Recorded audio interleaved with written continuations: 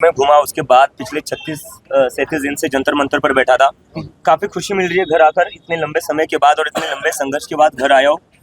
आज घर पर आराम से सो पाऊंगा, अपनी माँ के हाथ का बना हुआ खाना खा पाऊंगा फाइनली। सो उसकी बहुत खुशी है और एक उम्मीद करता हूँ अगर मीडिया मुझे ज्यादा परेशान ना करे अगले 1-2 दिन, तो जो मेरी नॉर्मल लाइफ थी पहले, वैसे थोड़े दिन के लिए मैं नॉर्मल लाइफ जी पाऊँ। आज जो है पार्लियामेंट में पहले पार्लियामेंट में पेपर लीक का बिल पास हुआ है, उसके ऊपर आप क्या कहें? मुझे लगता है बिल आते रहेंगे जब तक ये लोगों की नीयत सही नहीं होती है, तब तक कुछ नहीं हो सकता। बिल रिफॉर्म्स इस देश में कई कानून अच्छे बने हुए हैं, कानून एक से एक बनते हैं इस देश में। फास्ट ट्रैक कोर्ट का वादा किया था नरेंद्र मोदी ने 3 दिन पहले, और उस पर लोग काफी खुश हो गए थे कि अब पेपर लीक पर फास्ट ट्रैक कोर्ट बैठ गए। क्या हुआ पहली हियरिंग में? पहली हियरिंग ही पोस्टपोन हो गई क्योंकि सीबीआई का काउंसिल आया नहीं। तो कानून आप कैसे भी बना लो, जब तक उसको इम्प्लीमेंट करने वाले अच्छे नहीं है, तब तक उस कानून का क्या मतलब है? आपने वीडियो देखे पंतप्रधान जी के जो मोबाइल पे उन्होंने किए? मुझे लगता है उनको इन्फ्लुएंसर बनना चाहिए। बहुत अच्छा कर रहे हैं वो, एज ए इन्फ्लुएंसर बहुत अच्छा काम कर रहे हैं। प्रधानमंत्री की कुर्सी छोड़ दे, इन्फ्लुएंसर बन जाए, प्रधानमंत्री का काम कोई और कर लेगा। अभी भी कई सारे स्टेट में जो है पीछे नहीं लिया गया है। अगर एफआईआर पीछे नहीं लेते और स्टूडेंट्स को ऐसे ही परेशान करते रहेंगे तो हम फिर से आंदोलन करेंगे। इस सरकार को ये बात समझनी चाहिए कि स्टूडेंट्स का गुस्सा कम नहीं हुआ है। अगर उन्हें लगता है एक धर्मेंद्र प्रधान का इस्तीफा देकर ये गुस्सा ठंडा हो जाएगा, ऐसा नहीं है। गुस्सा बहुत ज्यादा है लोगों में और जरूरत पड़ी तो ये आंदोलन फिर होगा और जो पिछला हुआ उससे भी बड़ा आंदोलन होगा। कंगना राणावतने एक टीका केली, जे जयंती होते तिथे त्या ठिकाणी त्यांनी मोदींबद्दल आक्षेपार्ह भाषा वापरली, त्याच्यावर त्यांनी आक्षेपार्ह टीका केली। उन्होंने कहा है कि वो गटर छाप है कंगना रनौत, और उनके माता पिता के बारे में भी कहा है, जो बच्चे आंदोलन करता थे उनके माता पिता के बारे में भी उन्होंने टिप्पणी की है। कंगना रनौत आखिरी बार पार्लियामेंट में कब दिखी थी? सीरियस पॉलिटिशियंस के कोई रिएक्शन होंगे तो मुझे वो बता दीजिए। पार्ट टाइम पॉलिटिशियंस के ऊपर मैं कमेंट नहीं करूँ। सर, अभी धीरे धीरे जो है वीडियो सामने आ रहे हैं, मार्क जिस तरीके से पैलेट गन का वीडियो सामने आया, बिहार में भी जो है AK-47 से गोलियां चलाई गई हैं, तो उसके ऊपर आप क्या कहेंगे? मतलब एक जमाना हुआ करता था AK-47 यूज की जाती थी टेररिस्ट के अगेंस्ट जी। AK-47 जो इस देश में आर्मी यूज करती थी, पुलिस यूज करती थी, वो टेररिस्ट के अगेंस्ट यूज करती थी, लोकल गुंडों के खिलाफ भी नहीं यूज करती थी। ये सरकार स्टूडेंट्स के अगेंस्ट AK-47 यूज कर रही है, तो ये अपने ही देश के युवाओं को आतंकवादियों जैसा ट्रीट कर रही है सरकार। ये बहुत शर्म की बात है। अगर ये सरकार अभी भी नहीं सुधरती है तो चुनाव आ रहे, इस देश का स्टूडेंट इस सरकार को सुधार देगा। और एक चीज में ना भूले, एक स्टूडेंट पर लाठी पड़ी तो उस स्टूडेंट के घर में 4 वोट है। नरेंद्र मोदी बस वोट की भाषा समझते हैं, अमित शाह बस वोट की भाषा समझते हैं, तो उनके वोट की भाषा से मैं समझाना चाहता हूँ। एक स्टूडेंट पर पेलेट गन चलेगी, एक स्टूडेंट पर लाठी चलेगी, तो उसके घर में 4 वोट है, वो आपके कम हो जाएंगे। वक्त है, अभी भी सुधर जाओ, वरना चुनावों में स्टूडेंट सुधार देंगे आप लोगों को। ठीक है, थँक्यू। कधी बोलणार आज देऊ नये। पण तुमच्या ताकदीपुढे सरकार झुकलेलं पण दिसतंय या सगळ्या याच्यामध्ये बऱ्यापैकी। झुकलंच पाहिजे ना, लोकांसमोर झुकण्यात सरकारला लाज कसली?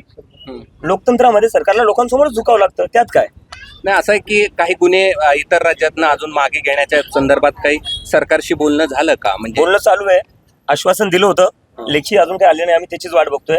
आणि पण न्यूज येत आहेत, रिपोर्ट्स येत आहेत की बाकी राज्यात खूप त्रास देत आहेत स्टुडंट्सला। दिल्लीमध्ये चालू आहे, मला बरेचसे कॉल आले की त्यांच्या स्टुडंट्सच्या घरी पोलीस चालली आहे, तर सरकारने हे थांबावं, नाही तर हा अजून वाढेल आणि त्या सरकारला मागा। आक्षेप घेतलाय, बुलेट ज्या मारल्या पोलिसांनी त्यावर सुद्धा तुम्ही आक्षेप घेतला?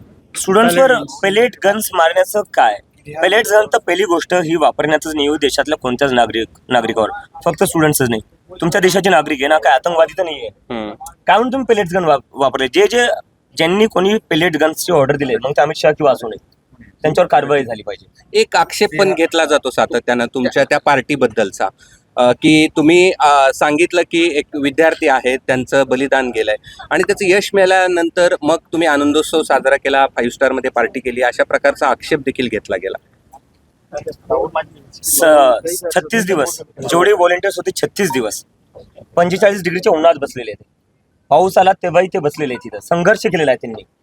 त्याच्यानंतर जर एवढा मोठा विजय भेटला तर मग त्यात काय? हे भाजपवाले इलेक्शन जिंकल्यावर काय करतात? रस्त्यावर मार्च करतात, रस्त्यावर मार्च नाही केला आम्ही। जेवढे आमचे व्हॉलेंटियर्स आहे ते एका जागी गेले, एका जागी त्यांनी काय थोडंफार एका दिवसासाठी एन्जॉय केलं, त्याच्यात वाईट काय? वाईट काय त्याच्यात? 36 दिवसांचा कोणी संघर्ष करतोय, या भाजपवाल्यांसारखे रस्ते तर अडवले नाही, रस्त्यावर तर मार्च दाखवला नाही, पण वेगळा आता भाषा एवढंच आहे की विचारतो 21 विद्यार्थ्यांच्या आत्महत्येनंतर हे ज्या 21 विद्यार्थ्यांनी आत्महत्या केली आणि हा. त्यानंतर हे आंदोलन झालं आणि त्यानंतर ही पार्टी आहे यावरती जास्त करून मला तुम्हाला हे विचारायचं 21 विद्यार्थ्यांच्या आत्महत्येनंतर धर्मेंद्र प्रधानचं स्वागत करताना भाजपला लाज नाही वाटली संसदेत? तुम्ही आम्हाला काय प्रश्न विचारता? आमच्यामुळे आत्महत्या केली. अभिजित, एक वेगळा प्रश्न. घरी आल्यावर नेहमी स्पेशल असतं. मुलांच्या उधळणीत स्वागत करण्यात आलं, सगळे आनंदी आहे, खुश आहे. आमचा मुलगा आता घरी थांबेल बरंच वेळ, असं पालक सांगतायत. भाऊ थांबायची इच्छा आहे पण काही जास्त वेळ थांबता येणार नाही. बरं, एक आणखीन असं आहे की आई वडिलांनी सकाळी बोलताना असं म्हटलं की अभिजित आता आमचा गुरु झालाय, आमचा पालक झालाय. देशाला तरी काहीतरी दिलंय. हा क्षण किती महत्वाचा आहे या आंदोलनानंतरचा? काही क्षण महत्वाचा नाही. घरात गेल्यावर मला चापटा पडतील. अभिजितला आईवडिलांची भीती सुनिए ना, वाटते. सरकारला घाबरत नाही. एक मिनिटं साहेब. पेपर लीक एक के ऊपर मिनिट. जो अभिजित सरकारला घाबरत नाही, पण आई वडिलांना घाबरतो मग थोडं. थोडंफार घाबरावंच लागलं. बरं, हिंदीमधून या सगळ्या संदर्भातली आपली काय हिंदी में आप हिंदी में आप बताइए कि बताइए कितने कि दिनों के आपको बाद आप घर आए हो? कितने दिन के बाद घर आए? 40 दिन के बाद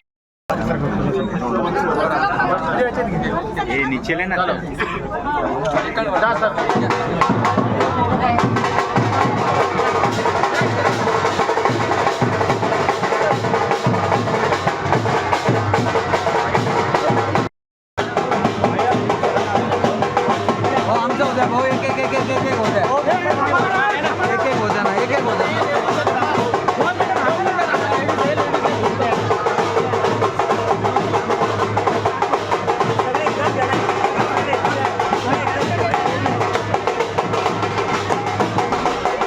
फोटो भी घ्या दादा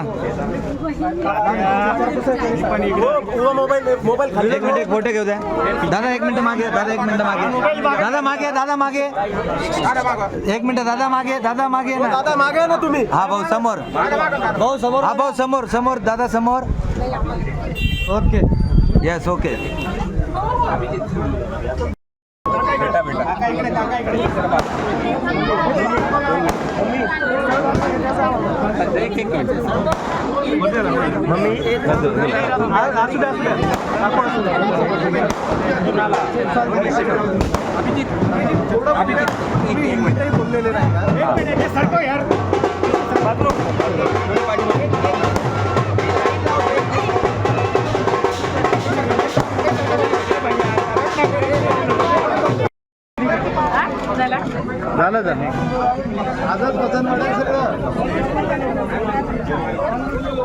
आज ही वजन बढ़ जाता.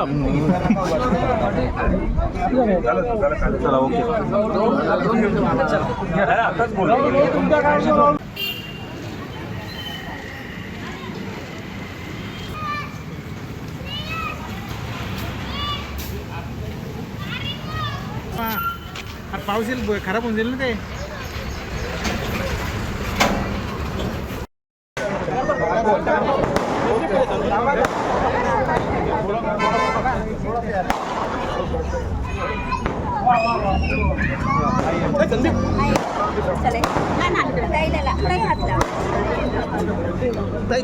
या साईडनं सर का मोबाईल मोबाईल मोबाईल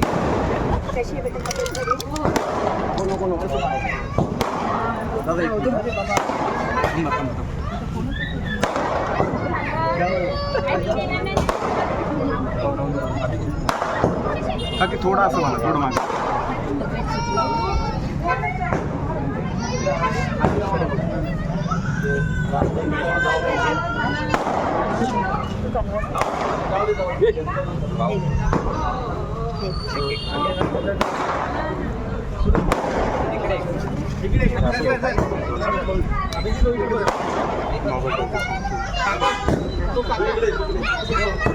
तुम्ही थोडं मागा म्हणा या साईडने इकडने या तुम्ही इकडने या साईडने काका थोडं जवळ या संदीप इकडे